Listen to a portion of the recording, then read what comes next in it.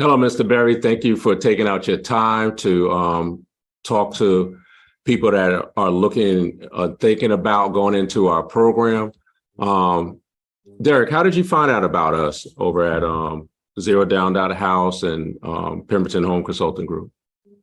Okay, it was actually through a referral of a really, really good friend of mine who worked with you before, and he recommended I reach out to you. And so, because I told him I was very interested in that. I've heard of it. I've done it before in the past, but it was like when I bought my very first house, which was a while ago. So I was very interested in learning more. And so, he made the connection and the rest is history.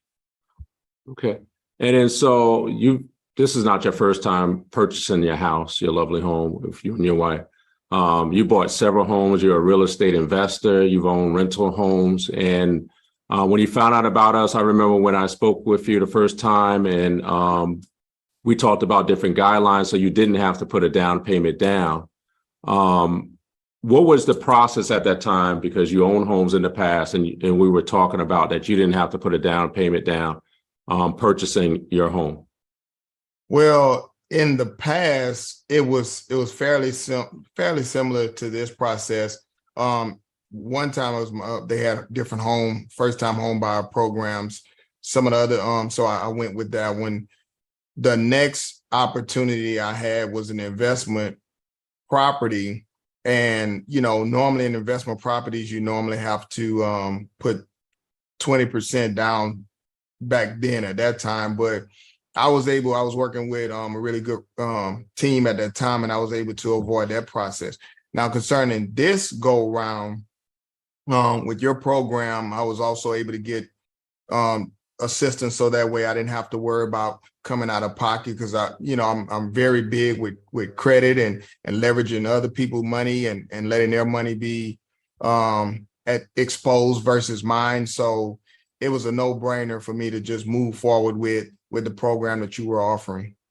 Right, and you're very good with that, and we'll talk to the viewers later about your services, what you provide, structuring their money, saving people a lot of money, and going more in depth about that. Hopefully, a little bit later if we have time. One of the biggest questions we have for a lot of people, they don't realize that you bought multiple homes and knowing about money and understanding credit very well, that when you bought this house, you were very strategic. We worked together with a specific bank, and you can share with the viewers how much you want to share with them, but you and your wife have a very lovely home. Thank you. I don't know if you want to share with them, the worth of your home. That's up to you.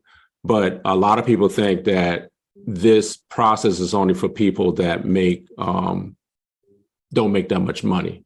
And so we tell the viewers that it doesn't matter how much you make. If you want to buy a multi-million-dollar home, right, there's programs out there where you don't have to utilize your funds and you could do better versus putting it into a liability. And they should come to you before they even, I'm talking about you, Barry, and your organization, before they think about putting any money down payment on the house, because what y'all do is amazing, what you do with people and what they do with people's money. You can show them there's a better way to, a different way where they can place their money, where that money is making money versus putting it into a house, which is a liability. You want to talk more about that, what you've done and strategically what you've done with your family, and then you can explain to the viewers how much you want to explain about your personal situation. Okay, that's no problem. Well, I thank you for the compliment on the house. As you know, I was able to purchase my first mansion, and so I'm blessed and excited about that. Which the portion that I would have had to put down, I believe it was around 100,000, anywhere between 90 to 100,000, if I'm not mistaken. But instead of me having to put that money down for closing costs, which not going to do anything but just sit in the value of the property, Right. I was able to use that money to invest in other things, which is now earning a return on my liquid, if you will. So as I mentioned earlier, I'm really big on exposing and putting other people's money at risk and using other people's money. So that's the same for a down payment. Instead of me using my own liquid to put down on a house, which is earning no interest, I was able to keep that money, invest otherwise, and get a 100% loan approval through the lender. Right. And so I get excited about this, and I have to contain myself, especially when I talk to you, Derek, because you get it, you understand money, and we hear a lot of different things about. I think people focus so much on the rates, which is important. I'm not saying it's not important, right? Versus what is your total cost out of pocket to purchase what you're purchasing, and in your case, you purchased a house and you actually purchase cars with an S, right? Yes, and sir. you didn't use any of your money. You leveraged your credit to get these things all at the same time. That's a whole nother conversation. Right. But we get so many calls each year, Derek, and I don't think people understand the strategies that we use. Buying a house is very easy. I know a lot of people would say that's contradictory to what they read on the internet. We customize a plan for a family. Your plan was different than other people's plans, right? Your situation was different.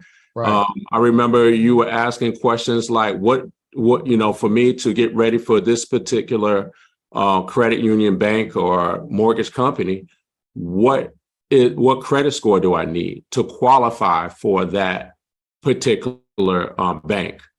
And but we worked it out together, because it's a relationship. It's working a plan together. It's making sure you have understanding. Right. And I learned a lot of things from your situation, because the bank was, if I remember correctly, the bank was giving you a hard time because they miscalculated your debt to income ratio. Right. So I think this specific bank, they had a cap at 52%. And I, like, mostly everything I own was paid off at the time, except for my mortgage. I really didn't have hardly any debt, and I made really good money. So I knew the numbers was not adding up. And so after we did the simple math, my wife's a cost engineer, so she put it up on a spreadsheet. I gave her all the numbers and all my liabilities versus my income, and we determined that my DTI was about 32%, something of that nature, far lower than they said it was. And so I submitted the document to them, and I told them, I said, well, this is not rocket science. I knew these numbers didn't add up, and this is what you are supposed to be a specialist at. I need you to reevaluate this situation and these numbers. And so they did it. It was escalated to a supervisor, and they came back literally, it wasn't even 30 minutes later, and said, well, you're right. That's your DTI, and so you qualify. And from there, at that time, we were compressed with time, as you remember. So I told him, I said, well, since we lost so much time, getting this organized, I said, we still need to make this happen on y'all end. Y'all need to expedite everything that y'all have going on to make sure we close on this date. I want everyone to remember they work for you, right? They work for you. We supply the things that they need, and that's our responsibility and obligation. But at the end of the day, they're working to get your service. So concerning a credit standpoint, now, my personal credit, I didn't have a problem with it. I knew it wasn't a problem. I have excellent credit. And so I did meet those obligations. So that's a first step that I highly recommend anyone doing. Make sure you have your credit in order, so that way you can avoid paying unnecessary interest rates. You mentioned a minute ago about a lot of clients worried about their interest rate. I totally agree with that. You should be worried. However, I say I use this example as at a mentee, well, with a mentee of mine, you know, he was like, well, they say it's not a good time to buy a house because of the interest rates, and they also because the property values are extremely high at this time. So I told him, I said, yeah, you're right. Interest rates are around 7% at this time. I say, but let me ask you a question. Let me ask you a question. What interest rates are you paying right now on your apartment?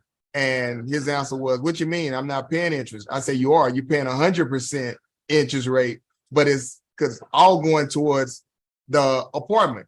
So you're helping building someone else's dream and you get no value out of it. So for example, if your rent, let's just say it's $2,000 a month.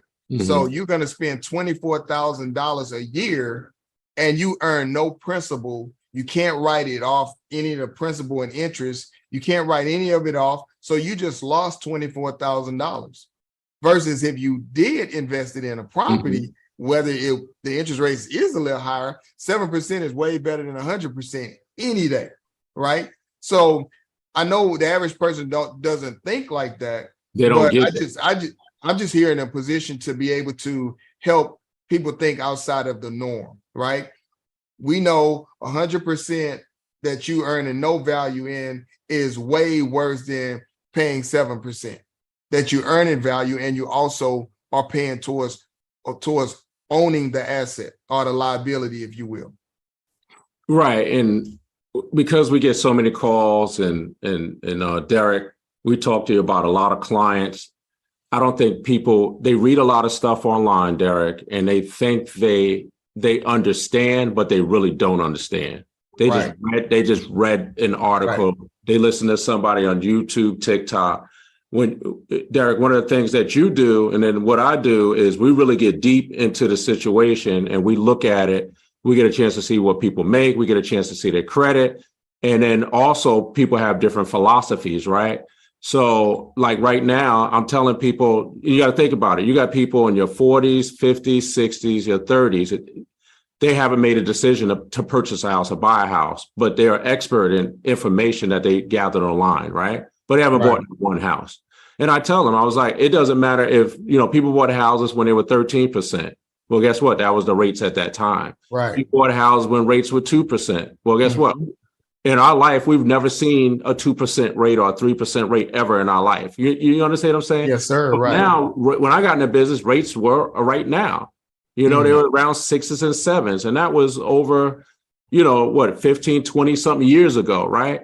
But people were still buying houses no matter what the rates are, no matter what the economy was doing. People were still buying houses. People are still buying houses right now.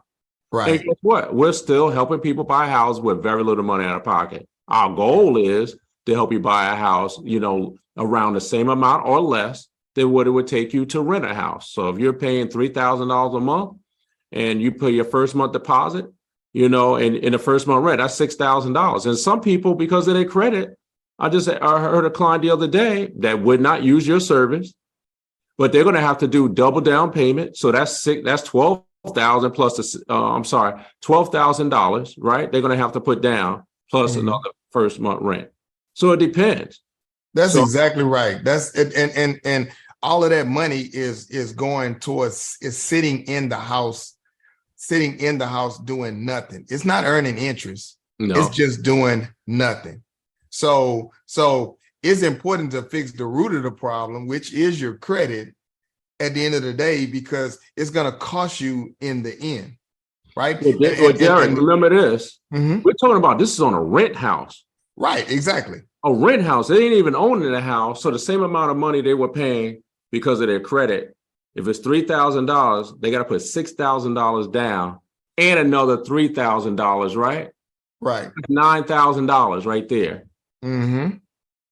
It's just wasted money, but we focus, we don't focus on the big picture. We focus on the need and getting what we want and doing what we want at that time. Well, what's the ultimate goal? What are you ultimately trying to accomplish? Now, to further elaborate on my personal situation, several of the houses I purchased years ago, the value has, of course, literally doubled from these properties. So you also helped me sell other properties.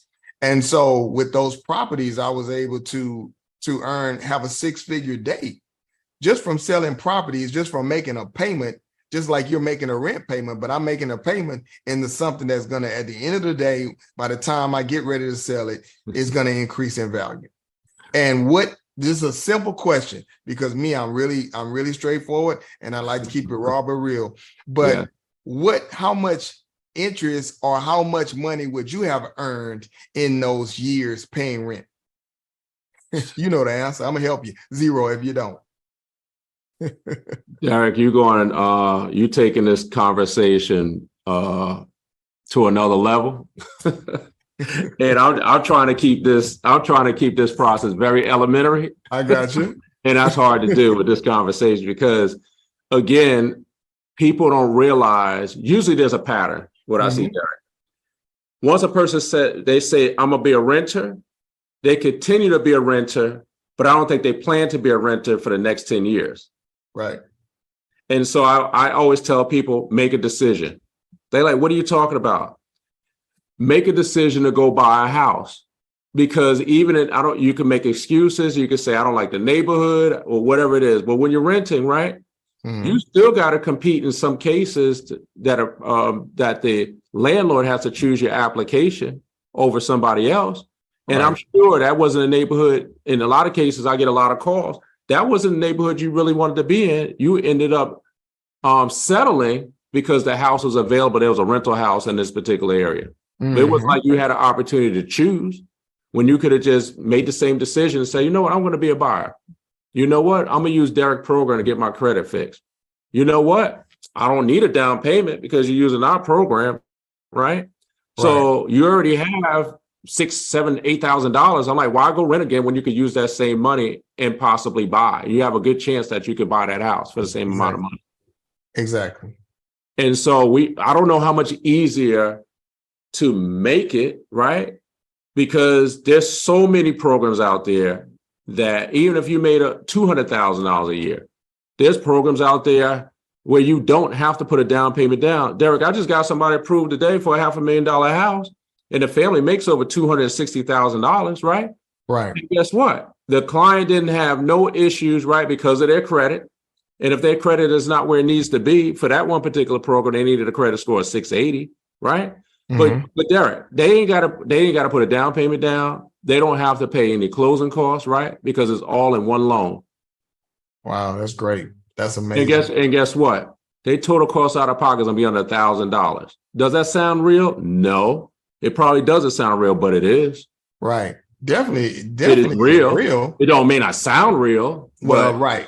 Well, it is because what we normally hear, the average, I guess, programs that people have is you put 3% down, 10% down, whatever, depending on your specific situation and a different type of loan. But they have so many different programs that can work for your specific situation. However, you'll never know if you don't ask. Don't go off of everything that you just hear or heard or read when you can talk to a professional such as Mr. Pemberton. It's simple.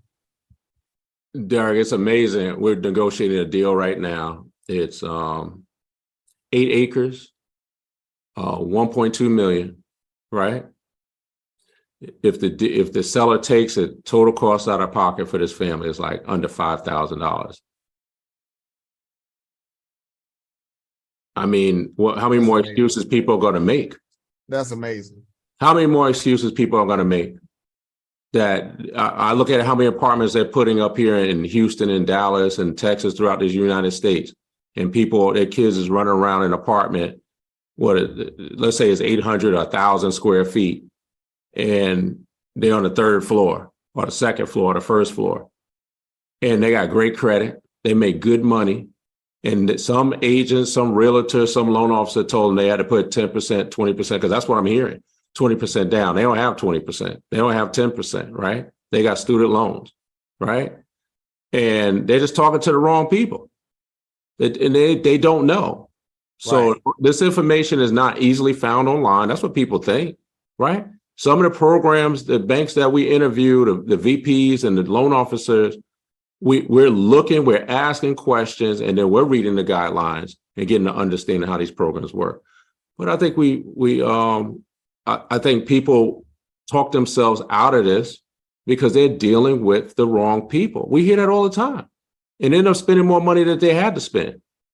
So, Derek, thank you so much for sharing, right? Then we definitely got to do this again. We definitely got to get the content out, what you do for a lot of our clients with their credit and helping them save a lot of money because you're the credit king. And I want to thank you for taking out the time and sharing with the viewers your personal experience with us. And we're going to do another episode where we're going to go more details of how you take clients from a credit standpoint, where they had to put 3.5% down or 5% or 10% down, to where, you know, families don't have to put any money down, and how much money you save them with the small investment just working with you. Thank you so much, Derek. And I appreciate you inviting me. I thank you for opening up your platform, and I thank you for letting me share my story, because so many people want to live, quote unquote, the American dream, where they own their own home. And I'm just here to tell you that it is attainable. It really, really is. However, you have to be connected with the right individual. And I definitely co-sign this man, because I know what he's done for me and my family's life. And just to be able to reach my expectations and save all my money and have my money making money, because I was able to keep that money because he had programs that I didn't have to put any money down. I was able to keep my own personal money, my hard-earned money. And that's extremely important. They have programs that'll fit your need. However, you just have to do the initial steps of making a call, and then from there, taking action. And your dreams can come true. So once again, I thank you for having me here to be able to share my story. Thank you.